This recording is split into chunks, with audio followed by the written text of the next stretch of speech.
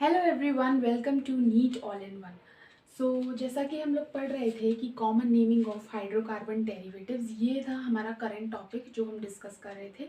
इसमें मैंने आपको बताया था कि सिस्टम ए होता है, सिस्टम बी होता है। सिस्टम ए जो होता है वो रेडिकल डिपेंडेंट होता है और सिस्टम बी जो होता है वो रेडिकल इंडिपेंडेंट होता है। तो सिस्टम ए के बारे में, जो कि रेडिकल डिपेंडेंट है, उसके बारे में हमने अपने प्रीवियस लेक्चर में पूरा डिटेल में अच्छे से डिस्कस कर लिया था और नेमिंग कैसे करनी है वो भी देख ली थी। लेकिन सिस्टम बी के according, that is radical independent, system B के अकॉर्डिंग हम हाइड्रोकार्बन डेरिवेटिव्स की नेमिंग करना बाय कॉमन नेमिंग सिस्टम वो आज के लेक्चर में समझेंगे। जैसा कि सिस्टम बी में मैंने आपको एक टेबल बनवाया था जहाँ की एक साइड फंक्शनल ग्रुप थे, दूसरी साइड उनके सफिक्स थे, वैसा ही सेम टेबल सिस्टम बी के लिए भी बना है जिसमें एक साइड फंक्शनल ग्रुप्स हैं और दूसरी साइड उनके यूज़ होने वाले सफिक्स हैं। सिस्टम ए और सिस्टम बी के टेबल में सिर्फ यही फ़र्क है कि सिस्टम बी में यूज़ होने वाले फंक्शनल ग्रुप्स जो हैं वो सारे कार्बन डिपेंडेंट हैं। उन सब में कार्बन है। आप इसमें देखिए कार्बन है, यहाँ भी कार्बन है, इसमें भी carbon carbon carbon carbon carbon carbon. लेकिन जो सिस्टम ए के जो फंक्शनल ग्रुप्स हैं उनमें मोस्टली बिना कार्बन के फंक्शनल ग्रुप्स हैं। सिर्फ वहाँ पर सिर्फ एक साइनाइड ही ग्रुप ही है जिसमें कि कार्बन इंक्लूडेड है। बाकी सब अगर आप मेरे प्रीवियस लेक्चर में देखेंगे तो उसमें सिस्टम ए के सारे फंक्शनल ग्रुप्स जो हैं वो कार्बन इंडिपेंडेंट है और इसमें सारे कार्बन वाले हैं। तो COH एक acid, this is anhydride group, so this is ic anhydride. This is aldehyde group, so this is aldehyde. This is amide, so this is amide. This is halide, acyl halide, so this is allyl halide. This is ester, so इसका जो suffix use करेंगे हम वो होगा alkyl 8। ये मैं भी आपको बताऊंगी। CN साइनाइड ग्रुप है, दिस इज O नाइट्राइल, और NC जो है वो है O आइसोनाइट्राइल। यहाँ पे अब एक टेबल और है, जैसे कि यहाँ पे है नंबर ऑफ कार्बन और यहाँ पे है उनके प्रीफिक्स। नंबर ऑफ कार्बन अगर 1 है तो प्रीफिक्स होगा form, 2 then acid, 3 then propion, 4 means butyl and 5 होगा तो वेलर। यहाँ भी जो फॉर्मेट है हमारे पास नेमिंग का वो सिस्टम ए के जैसा ही है, मतलब prefix plus suffix. So this is the format used in system B. Prefix पहले लिखेंगे हम, देन सफिक्स। सिस्टम ए में क्या था, अगर आप मेरे प्रीवियस लेक्चर में देखेंगे तो वो था radical name plus suffix. Suffix हम पिछले टेबल से उठाएंगे और रेडिकल नेम लिखेंगे। सिस्टम बी में प्रीफिक्स हम यहाँ से उठाएंगे और सफिक्स हम यहाँ से उठाएंगे। So this is all about system B. अब हमारे पास यहाँ पे दो इम्पॉर्टेंट कुछ पॉइंट्स आते हैं जिनके बारे में अभी हम डिस्कस करेंगे।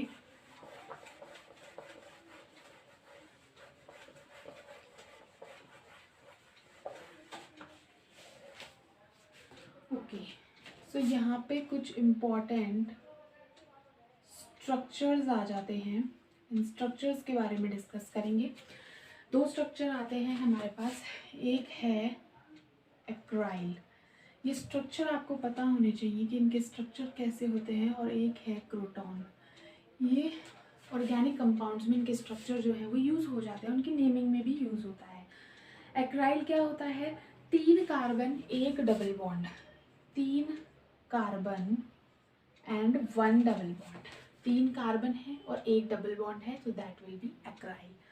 ऐसे ही मैंने पहले आपको एलाइल भी सिखाया था, प्रोपार्जिल भी सिखाया था, काफ़ी सारे स्ट्रक्चर बताए हैं। तो ये आज 2 नए स्ट्रक्चर और हैं। क्रोटॉन क्या होता है, 4 कार्बन 1 डबल बॉन्ड, 1 2 3 4, 4 कार्बन बीच में double bond.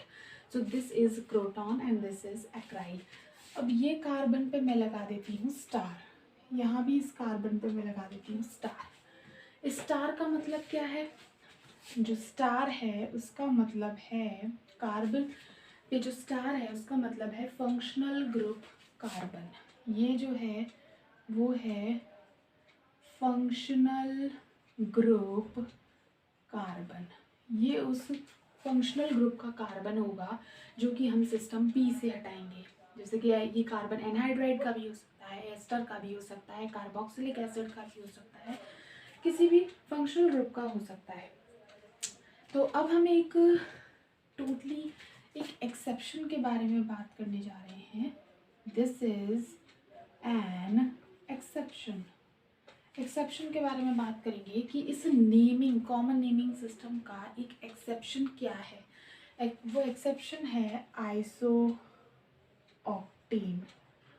So isooctane is the exception of common naming system. Isooctane से आप क्या समझते हैं? आइसो मतलब, जैसा कि मैंने आपको पहले के लेक्चर्स में बताया है कि सेकंड लास्ट कार्बन पे एक CH3, आप बोलते हैं कि सेकंड लास्ट कार्बन पे एक CH3 ग्रुप होगा, सो दिस इज आइसो। लेकिन आइसोऑक्टेन का स्ट्रक्चर ऐसा नहीं है, उसके अलावा है, इसीलिए वो एक्सेप्शन है। वो स्ट्रक्चर क्या है?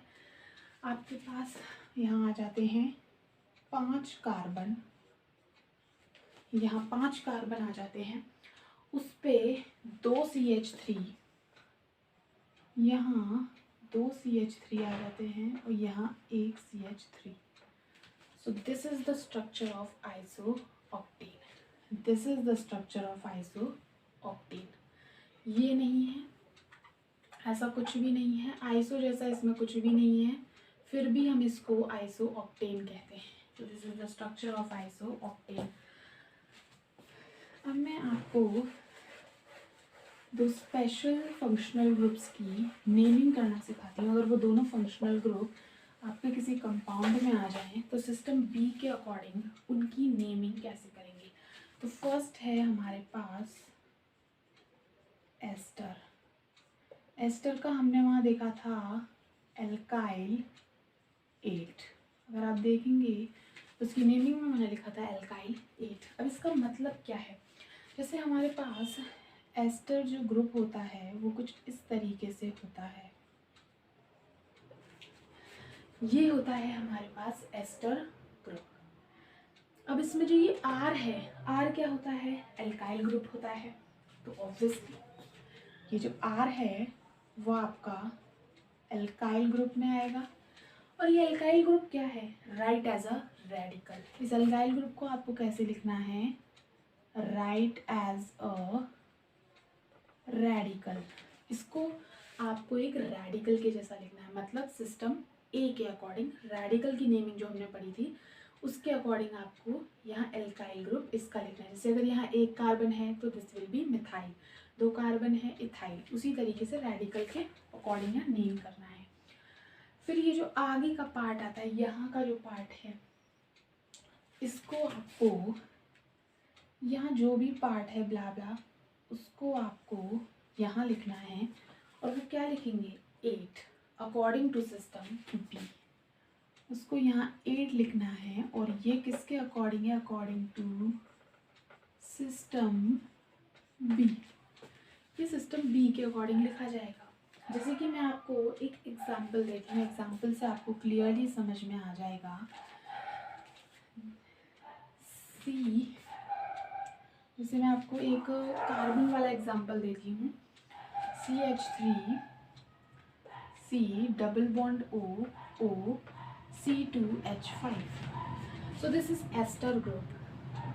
ये क्या है? एल्काइल वाला पार्ट R, जो कि हमारा पहले आएगा। ये पार्ट हमारा यहाँ आएगा। इसे हमें रेडिकल की तरह लिखनी है। 2 कार्बन है, so this will B ethyl, this will B ethyl. अब यहाँ वाला हमें देखना है 8 लिखना है इसको यहाँ। 8, अब कितने कार्बन है? 1 कार्बन है, तो सिस्टम बी के अकॉर्डिंग इसको लिखना है। सिस्टम बी के अकॉर्डिंग जब हम देखते हैं 1 कार्बन होता है तो हम क्या लिखते हैं? Acet. So this will be acetate, acet and 8 लगा देना है। सो इसका नाम जो हो जाएगा वो हो जाएगा ethyl acetate, this will B ethyl acetate. इस तरीके से आपको एस्टर की नेमिंग करनी है। अब जो हमारे पास यहाँ सेकंड फंक्शनल ग्रुप आता है जिसे हमें समझना है, वो है एनहाइड्राइड। जो सेकंड आता है वो है एनहाइड्राइड। एनहाइड्राइड। ओके, सो एनहाइड्राइड ग्रुप जो है वो किस तरीके से बनता है, जब दो कार्बन जो हैं, दो कार्बोक्सिलिक एसिड जो हैं वो डिहाइड्रेशन या हीटिंग इफेक्ट में जाते हैं, हीटिंग होती है उनकी, दो एसिड की, कार्बोक्सिलिक एसिड की जब हम हीटिंग करते हैं तो हीटिंग से क्या होगा, उनके अंदर का वाटर निकल जाएगा, ये -H2O हो जाएगा। हीटिंग करते हैं तो वाटर हट जाएगा, डिहाइड्रेशन होगा, इससे बनता है हमारे पास anhydride. So this structure is anhydride, इसे हम बोलते हैं anhydride. Okay, so system B के अकॉर्डिंग इसका जो सफिक्स यूज होगा वो था इक एनहाइड्राइड। इक एनहाइड्राइड, इस एनहाइड्राइड की नेमिंग में आपको ट्रिक जो है वो सबसे पहले यही ट्रिक है कि आपको पहले उसको देखना है कि कौन से वो दो एसिड हैं जिनकी वजह से एनहाइड्राइड बन रहा है, उन एसिड के अकॉर्डिंग ही उनकी नेमिंग होगी। जैसे मैं आपको यहाँ पे एक एग्जांपल देती हूँ, एग्जांपल से आपको क्लियरली समझ में आ जाएगा। CH3 C double bond O, O C double bond O and this will be H। तो इस तरीके से ये हमारे पास एक एनहाइड्राइड का स्ट्रक्चर है। अब आपको कोई भी एनहाइड्राइड का स्ट्रक्चर दे दिया जाए, एनहाइड्राइड का स्ट्रक्चर दिया हुआ है, तो जैसा कि मैंने आपको बताया कि एनहाइड्राइड दो एसिड के डिहाइड्रेशन से, मतलब हीटिंग से एनहाइड्राइड बनता है। तो यहाँ भी हमें वही देखना है ये कि किन दो एसिड के डिहाइड्रेशन मतलब हीटिंग से ये एनहाइड्राइड बना है। तो हम यहाँ पर उल्टा प्रोसेस चलेंगे, हीटिंग करेंगे। अब हमें यहाँ पे जो ओ का जो ये आपको क्लीवेज दिख रहा है, ओ है और ये दो बॉन्ड है, यहाँ पे आपको ये बॉन्ड ब्रेक कर देने हैं, यहाँ भी आपको ये बॉन्ड ब्रेक कर देने हैं। अब ये ऊपर वाला पार्ट जो है वो एक एसिड बनाएगा और नीचे वाला पार्ट जो है वो एक एसिड का पार्ट होगा। तो यहाँ आपके पास दो एसिड हो जाते हैं। फर्स्ट वाले एसिड में आपके पास दो कार्बन है तो उन्हें कैसे लिखेंगे, CH3COOH प्लस सेकंड वाला एसिड कैसा है आपके पास, एक कार्बन वाला, so that will be HCOOH। ये दो कार्बन वाला कार्बोक्सिलिक एसिड है तो इसका नाम क्या होगा आपके पास, एसिटिक एसिड। दो कार्बन वाला अकॉर्डिंग टू सिस्टम बी इसका नाम होगा एसिटिक एसिड, और एक कार्बन वाला acid according to system B आपके पास होगा फॉर्मिक एसिड। तो ये दो एसिड हमारे पास आ गए, एसिटिक और फॉर्मिक। सिस्टम बी के अकॉर्डिंग हमने इनकी नेमिंग करी है, acetic acid and formic acid.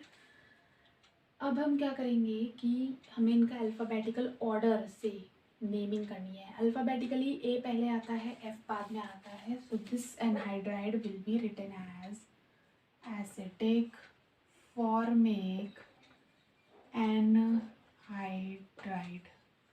So this is the name of this anhydride, acidic formic anhydride.